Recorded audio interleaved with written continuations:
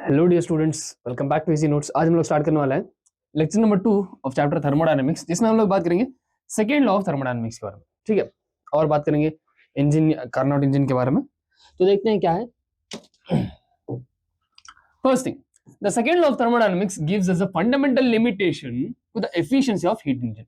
मतलब एक इंजन जो है वो कितनी एफिशिएंट होगी, कितनी नहीं होगी, क्या होगा, कितना हम लोग अगर हीट देंगे तो कितना वर्क में यूज होगा, मतलब इन सब के बारे में बात करते हैं। And the coefficient of performance of a refrigerator, मतलब रेफ्रिजरेटर के बारे में बात करते हैं। और ये लॉ जो है वो फर्स्ट लॉ ऑफ थर्मोडायनेमिक्स को अपोज करती है। क्या कहती है कि it says that the efficiency of a heat engine can never be a unity, यानी 100%।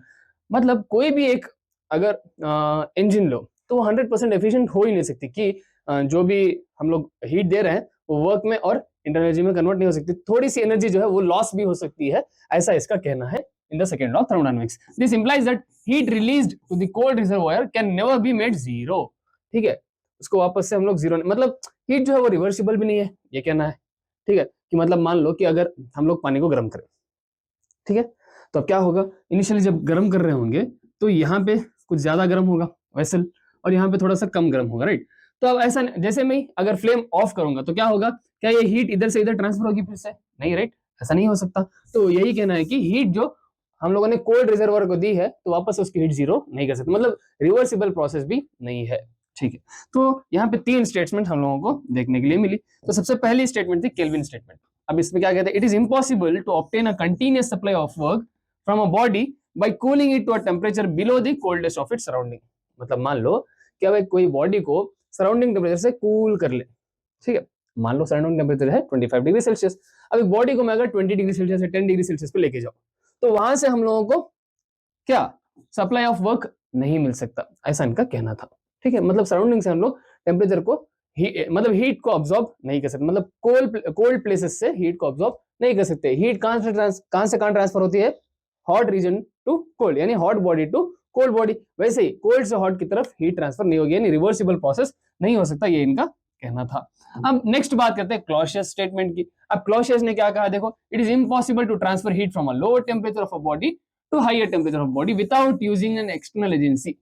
अगर एक्सटर्नल एजेंसी यूज करेंगे, जैसे कि रेफ्रिजरेटर में होता है कि अंदर क्या होता है, कोल्ड टेम्परेचर, वो हीट प्रोवाइड करता है किसको, जो भी हम लोग खाना रखते हैं, जो भी चीजें रखते हैं अंदर, तो उसके लिए हीट प्रोवाइड करता है। मतलब कोल्ड रीजन से किसकी तरफ, हायर टेम्परेचर रीजन यानी हॉटर रीजन की तरफ हीट का ट्रांसफर हो रहा है। कब, जब हम लोग एक्सटर्नल एजेंसी यूज करेंगे तब। अगर नहीं यूज करेंगे, without use we can't transfer the heat from lower temperature to higher temperature object. ठीक है, तो ये उनका कहना था। मतलब दोनों स्टेटमेंट ऑलमोस्ट सेम है, राइट, सिर्फ कहने का तरीका अलग है। ठीक है, अब थर्ड प्लैंक स्टेटमेंट। अब प्लैंक ने क्या कहा, प्लैंक ने यह कहा कि it is impossible to construct a heat engine that will convert heat completely into work. ठीक है, मतलब हीट जो है कंप्लीटली वर्क में, यानी जो भी हम लोग कर रहे हैं वो यूजफुल हो रहा है, ऐसा इनका बोलना था। कि अगर कंप्लीटली यूजफुल हो गया तो वो एक आइडियल इंजन हो जाएगी जो कि 100% एफिशिएंट होगी। ऐसी कोई इंजन है ही नहीं। जैसे कि आप लोग अगर मान लो गाड़ी लेने गए, ठीक है, अब गाड़ी में कहते हैं कि ये देगी 55 माइलेज, 60 किलोमीटर पर लीटर माइलेज, तो इस हिसाब से माइलेज बताते हैं, बट एक्चुअल में क्या उतना देती है, नहीं, उससे 5 to 10 गेम ऊपर नीचे होगा। हाँ, मतलब ऊपर ऊपर तो नहीं होगा, नीचे ही होगा। ठीक है, तो मतलब क्या है, एक्चुअली जितना बताते हैं उतना होता नहीं है। इसलिए इनका भी कहना है कि जितनी हीट हम लोग दे रहे हैं एक इंजन को, वो कंप्लीटली वर्क में कन्वर्ट नहीं होगी, थोड़ी सी हीट जो है वो लॉस भी होगी। तो all the statements are equivalent as one can be obtained from the other. मतलब एक के बाद एक, मतलब एक से दूसरे को हम लोग कह सकते हैं कि ये भी सेम है, इनका कहना भी सेम है और उनका कहना भी सेम है। मतलब इन लोगों के शब्द अलग हैं बट फीलिंग क्या है, सेम है। ठीक है, वही कहना है इनका। चलो आगे बढ़ते हैं, नेक्स्ट बात करते हैं एक इंजन की। एक इंजन में होता क्या है, एक इंजन में एक सोर्स होता है। ठीक है, क्या होता है, एक सोर्स होता है। सोर्स का मान लेते हैं टेम्परेचर है T1, जो कि ऑब्वियसली हाई टेम्परेचर पे होती है, मान लेते हैं कि हाई टेम्परेचर पे। ओके, अब यहां से हीट रिलीज होगी। हमारे पास तीन चीजें होती हैं, एक सोर्स होता है और एक वर्किंग सब्सटेंस होता है और एक होता है सिंक, जहां का टेम्परेचर T2 होता है। अब यहां से क्या होगा, हीट रिलीज होगी। T2 जो है वो लो टेम्परेचर वाला है, हीट रिलीज होगी। अब कितनी हीट रिलीज होगी, मान लेते हैं Q1 हीट रिलीज हुई। अब वर्किंग सब्सटेंस ने क्या किया, ऑब्वियसली उसमें से कुछ ना कुछ वर्क करेगा, तो यूजफुल वर्क थोड़ा सा हुआ। अब थोड़ी सी हीट लॉस भी होगी, राइट, हाँ, तो वो हीट जो है वो सिंक में ट्रांसफर हो जाएगी। तो यहां से अगर देखें तो वर्क डन क्या है, work done is nothing but total heat जितनी मिल रही है उसमें से हीट लॉस निकाल दें तो ये हमारा क्या हो जाएगा, वर्क डन। अगर यही हम लोग एफिशिएंसी की बात करें, what is efficiency, efficiency is nothing but output energy by input energy, यही है एफिशिएंसी, राइट। आगे भी हम लोग एफिशिएंसी के बारे में पढ़ेंगे। तो आउटपुट एनर्जी क्या है, आउटपुट हमें मिल रहा है वर्क ऑब्वियसली, और इनपुट हम लोग क्या दे रहे थे, Q1 दे रहे थे, ठीक है। तो इस हिसाब से हम लोग किसी भी बॉडी की एफिशिएंसी निकाल सकते हैं, किसी भी इंजन की एफिशिएंसी निकाल सकते हैं, ठीक है। तो इंजन में ये दो चीजें होती है, सोर्स और सिंक। सोर्स का टेम्परेचर हाई होगा, सिंक का टेम्परेचर लो होगा, और बीच में एक वर्किंग सब्सटेंस होगा जो कंप्लीटली वर्क करेगा, यूजफुल वर्क करेगा। जो बाकी की हीट होगी जो वर्क में कन्वर्ट नहीं होगी, वो लॉस ऑफ हीट जो है वो सिंक में चली जाएगी, ठीक है।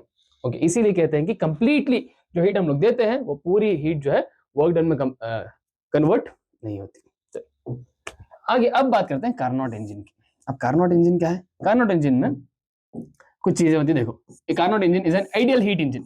इसमें हम लोग मान के चल रहे हैं कि फ्री फ्रॉम ऑल लॉसेस, मतलब पूरा वर्क में कन्वर्ट हो रही है, जो भी हीट दे रहे हैं वो वर्क में कन्वर्ट हो रही है। It is free from all the losses. The working substance is a perfect gas, यानी आइडियल गैस। वर्किंग सब्सटेंस क्या है हमारा, working substance is nothing but ideal gas. Ideal gas कब होता था, जब पूरे गैस लॉस को ओबे करता था। और मैंने कहा था कि ऐसा कोई गैस होता नहीं है, बस आइडियली हम लोग इमेजिन कर सकते हैं कि हाँ ऐसा एक स्टूडेंट है जो कि हर चीज हमारी मानता है, ऐसा कोई होता नहीं। चलो, the Carnot engine has the following parts. क्या क्या, आइडियल गैस है, एक सोर्स है जो टेम्परेचर T1 पे होगा, सिंक टेम्परेचर T2 पे होगी, और इंसुलेटिंग स्टैंड। इंसुलेटिंग स्टैंड क्यों, इस पतीले को इधर रखने के लिए, ठीक है। ओके, चलो अब ये क्या क्या है देखते हैं इधर। सबसे पहले सिलेंडर।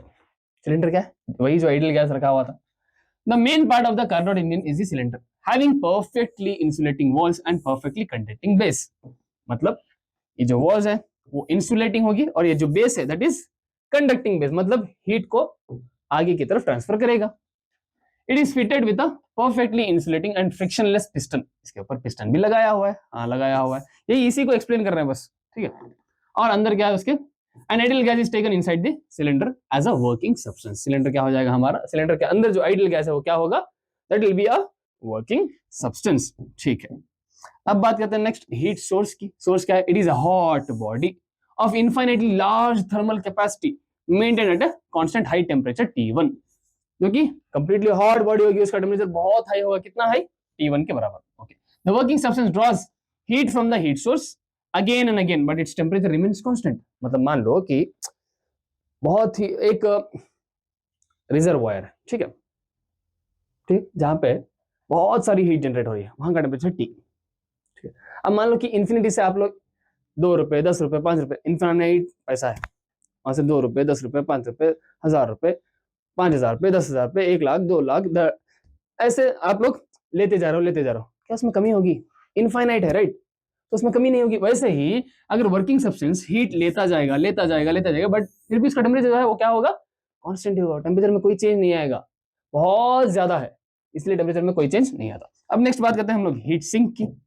अब हीट सिंक की अगर बात करें, सिंक में it is a body at some lower temperature having infinitely large thermal capacity. इसमें भी कैपेसिटी बहुत है बट ये एक लोअर टेम्परेचर पे, it is maintain at a constant lower temperature T2। whenever heat is rejected to the sink its temperature remains constant। मतलब heat जो भी वर्किंग सब्सटेंस में कन्वर्ट होगी होगी, जो भी रिजेक्ट हो जाएगी वो कहाँ आएगी, सिंक में आएगी, कौन से टेम्परेचर पे, T2 टेम्परेचर, ठीक है। ओके, नेक्स्ट बात करते हैं हम लोग इंसुलेटिंग स्टैंड की। अब इंसुलेटिंग स्टैंड की अगर बात करें तो क्या है, the insulating stand is a perfectly non conducting stand. Obviously अगर कंडक्टिंग होगा तो हीट को पास नहीं करेगा। When the cylinder containing the working substance is placed on the stand the working substance will be completely isolated from the surroundings। मतलब surrounding के साथ heat का ट्रांसफर नहीं होगा, यानी आइसोलेशन के अंडर ये प्रोसेस हो रहा होगा, इसीलिए इस इंजन को हम लोग एफिशिएंट मानते हैं। चलो कार्नोट साइकिल की बात करते हैं कि अब इस प्रोसेस में क्या क्या होता है। तो a Carnot cycle is defined as the ideal reversible close thermodynamical cycle. Ideal भी है और रिवर्सिबल है। आइडियल मतलब हम लोग मान के चल रहे हैं कि हर चीज से परे है, ठीक है, मतलब हर चीज हो रही है, मतलब कोई भी लॉस नहीं है, मतलब पूरी हीट जो है वो वर्क में कन्वर्ट हो रहा है, ऐसे मान के चल रहा है। Reversible close to the thermodynamical cycle which includes 4 successive operations। क्या क्या? सबसे पहला आइसोथर्मल एक्सपेंशन,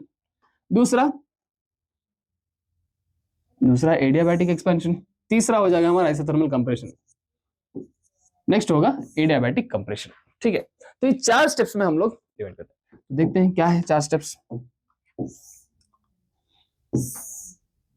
अगर मैं बात करूं, यहां कर लेते हैं, चलो ऐसे। तो सबसे पहले अगर देखें तो मान लेते हैं इस पॉइंट से स्टार्ट हो रहा है, ठीक है, जहां पे प्रेशर है P1, वॉल्यूम है V1 और टेम्परेचर है T1। ये P और V ग्राफ। अब आइसोथर्मल प्रोसेस मतलब ऑब्वियसली इनवर्सली प्रोपोर्शनल ग्राफ, मतलब कुछ ऐसे। ओके, यहां पे मान लेते हैं प्रेशर है P2, वॉल्यूम V2 और टेम्परेचर T1 ही है, क्योंकि टेम्परेचर जो है वो क्या है, कांस्टेंट है आइसोथर्मल प्रोसेस में। ये कौन सा हो जाएगा हमारा, इससे लिख लूं, आइसोथर्मल एक्सपेंशन। एक्सपैंड हो रहा है, राइट, P1 से V1 से V2 की तरफ, मतलब एक्सपैंड हो रहा है। ओके, अब नेक्स्ट बात करते हैं एडियाबैटिक एक्सपेंशन। एडियाबैटिक भी इनवर्सली प्रोपोर्शनल ग्राफ होगा, हाँ होगा कुछ ऐसे। ठीक है, मान लेते हैं यहाँ पे प्रेशर है P3, volume V3, but temperature change होगा, राइट, हाँ T2 में टेम्परेचर चेंज हो जाएगा। ये हो जाएगा हमारा एडियाबैटिक एक्सपेंशन।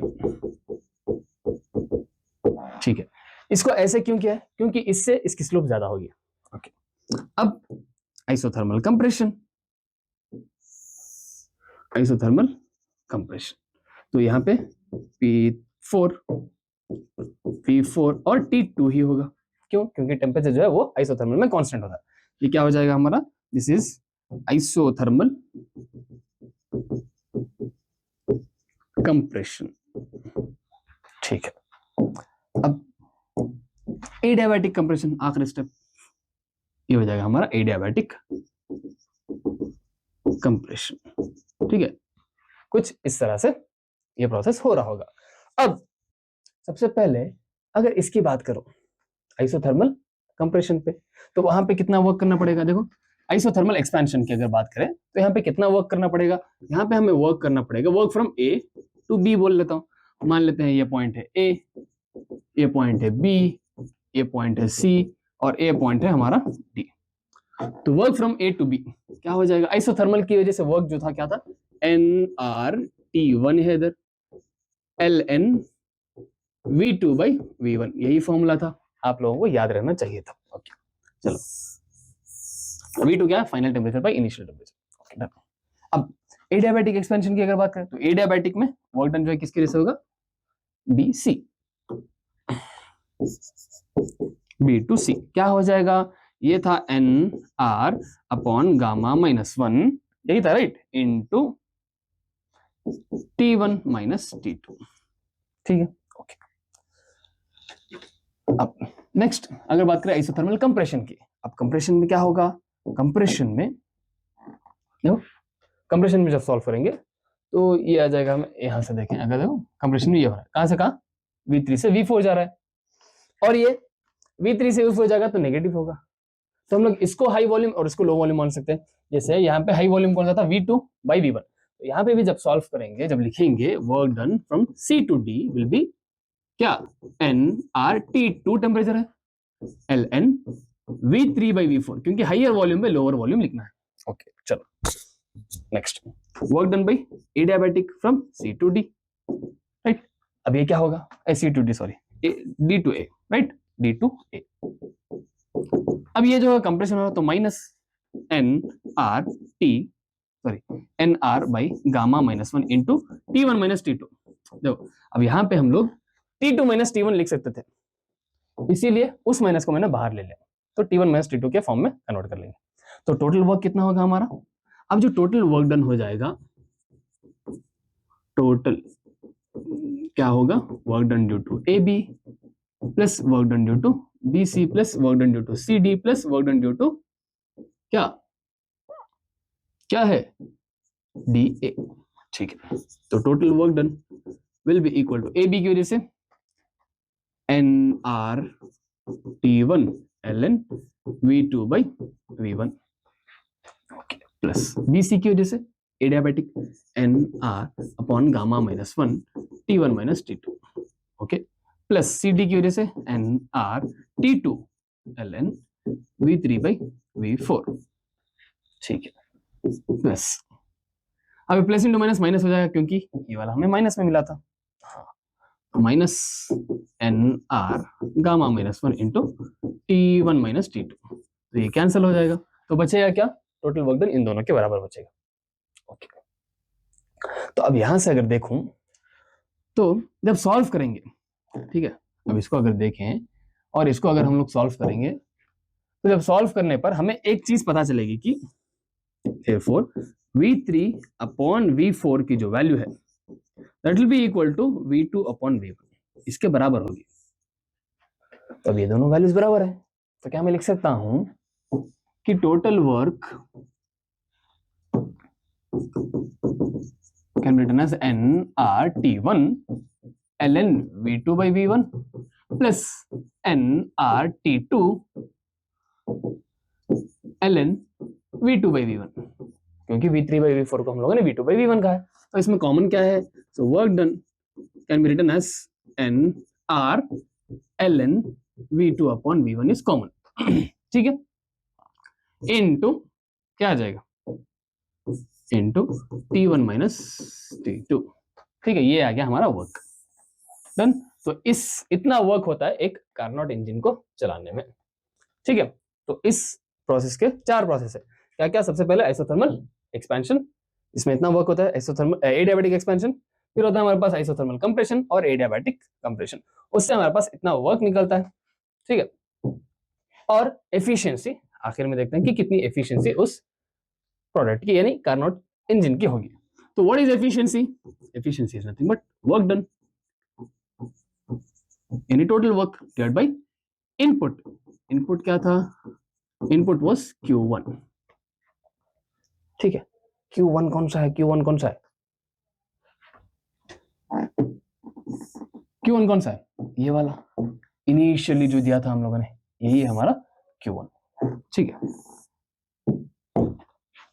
तो eta can be written as work done क्या आ गया हमें वर्क डन आ गया कितना NR ln V2 upon V1 into T1 minus T2 सही है यही था डिवाइडेड बाई इनपुट क्या था सबसे पहला वाला NR T1 ln V2 minus V1 right यही तो हम लोगों ने पहले दिया था राइट हाँ पहले हुआ कितना है तो NR ln V2 by V1 ln V2 by V1 तो बचा क्या है eta will be equal to T1 minus T2 upon T1 तो इसको और क्या लिख सकते हैं हम लोग T1 by T1 is 1 minus T2 upon T1 तो ईटा का एक और फॉर्मूला था 1 minus T2 by T1 ये एक फॉर्मूला हो गया एफिशिएंसी का एक और फॉर्मूला हम लोगों ने शुरू में पढ़ा था इंजन के पास W by Q1 W को क्या लिख सकता हूं मैं Q2 minus Q1 by Q1 sorry Q1 minus Q2 right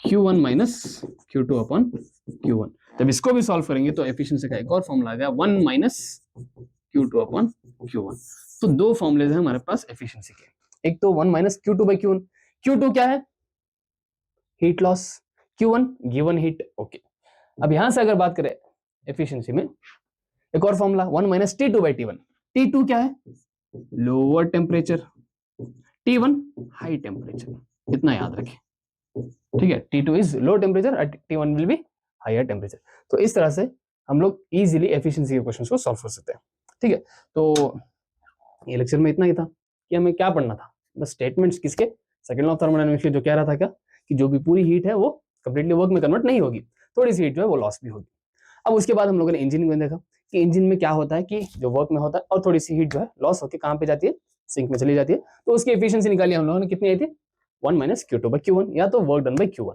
okay जब इसको सॉल्व किया एक कार्नोट इंजन की बात की जो ऐसी इंजन जहां पे आइडियल चीजें मान के चल रहे हैं हम लोग उसमें 4 प्रोसेस होता है एक isothermal expansion adiabatic expansion isothermal compression and adiabatic compression. जब सबको सॉल्व करते हैं तो हमें एफिशिएंसी निकल के आती है कितनी, eta is equal to 1 minus T2/T1। यहाँ पे एक और चीज पढ़ते हैं हम लोग, बीटा।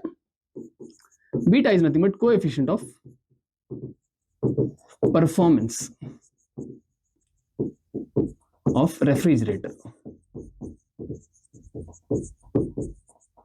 टॉपिक अभी नहीं है बट जान लीजिए कि क्या होता है।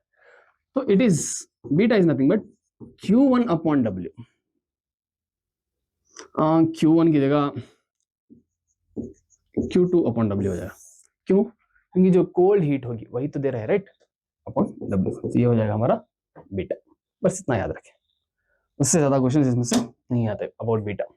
ठीक है, तो मिलते हैं नेक्स्ट लेक्चर में, तब तक के लिए पढ़ते रहिए और डाउनलोड कीजिए इजी नोट्स। Bye bye.